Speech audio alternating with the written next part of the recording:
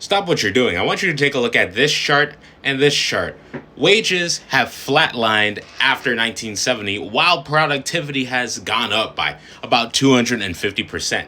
Why? For context, productivity is a measure of the income that is produced by the output of goods and services by non-supervisory workers. So workers that are not high level execs at a company like a CEO. And of course, compensation is just wages plus benefits. The reason why these lines stopped growing together after 1970, 1971 was because there started to be a rollback in policies that would encourage this growth of productivity being matched with growth in wages. For example, they started to do things like giving tax breaks only to the top percentile of income earners, and when unemployment would start to increase, instead of trying to curb it, they just threw their hands up. Why? Because they wanted to enable policies that were more in line with curbing inflation. Now, why would they want to all of a sudden target inflation rather than the other side?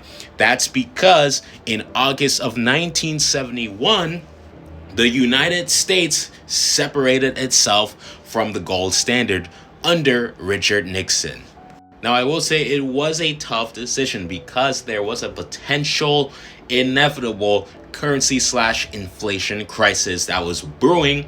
Not to mention that leading up to this decision, France had essentially called the United States bluff in terms of how much gold they had in their reserves. So they pulled up one day and said, "Give me all your gold. I'm trading in my US dollars to take all my gold because I think you're capping." And that depleted the United States gold reserves. But the fact of the matter is, once we detethered the US dollar from the value of gold, the purchasing power of the dollar has gradually declined over time. That is essentially what inflation is. It costs more dollars to buy the same thing than it did in a previous time frame. And there are a bunch of other catalysts at that time that enabled governments, businesses, whoever was in charge of these policies to strip them away, causing this gap between productivity and compensation. But once again, another thing to add to the existential crisis is that we are technically being shafted.